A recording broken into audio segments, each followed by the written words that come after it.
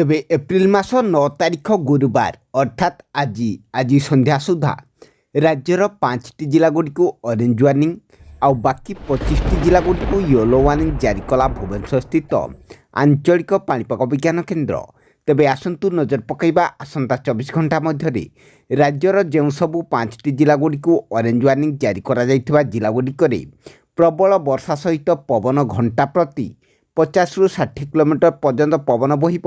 आउ गुरुत्वपूर्ण कथाटी यह कि जे एही समय रे कुआपत्थर वर्षा हेबाकु थिबारु ऑरेंज वार्निंग जारी करा जाइछि पाणीपाग विभाग पक्षरु।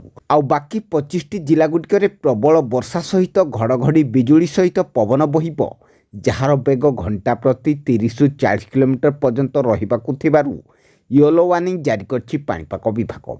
तेबे आज संध्या सुधा राज्यर केउ केउ सबु जिलागुड़ी को कि प्रकार चेतावनी जारी करछि पाणीपाग विभाग से सबुर संपूर्ण खबरटी जानिबा पई भिडियोटी को शेष पर्यंत निश्चित भावे देखंतु। आउ जदि ता पूर्वरु आम चैनलटी को एपर्यंत सब्सक्राइब कर नथिले एबे ही सब्सक्राइब कर दियंतु। आउ पाखरे थिबा ऑल बेल आइकनटी को दबाई दियंतु। आगकु मध्य एहीपरि पाणीपाग संबंधी समस्त प्रकार टेक्निक अपडेट खबर गुड़िक सर्वप्रथम जानिबा पाई। तेबे राज्य उपरे टॉप लाइन रो प्रभाव जारी रहिछि। आउ एहार प्रभाव रे आउ 2 दिन वर्षा जारी रहिबो बोली पाणीपाग विभाग कहिछि। तेबे आसंतु जानि नेबा आज केउ 5टी जिल्ला रे प्रबल वर्षा पई ऑरेंज वार्निंग आउ केउ 25टी जिल्ला गुड़िक येलो वार्निंग जारी करछि पाणीपाग विभाग। तेबे प्रथमे आसंतु जानि नेबा केउ 25टी जिल्ला गुड़िक रहिछि जेउ जिल्ला गुड़िक येलो वार्निंग जारी करछि पाणीपाग विभाग।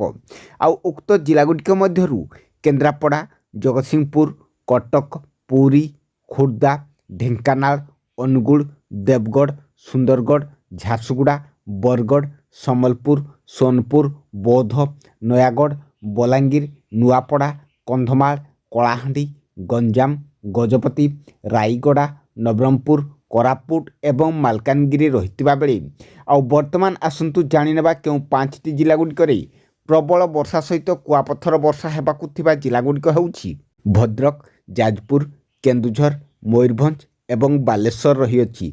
तेबे आपणक जिल्ला रे पाग किपरि रहिछि ताहा जणैबा सहित आपण माने केउ जिल्लारु देखुछन्ति कमेंट करंतु एवं आपणकर सांगसाथी मानकु भिडियोटी शेयर करंतु, जहा फल रे सेमाने मध्य पाणीपागर सठिक अपडेट सूचना पाई परिबे। रहुछि जय जगन्नाथ।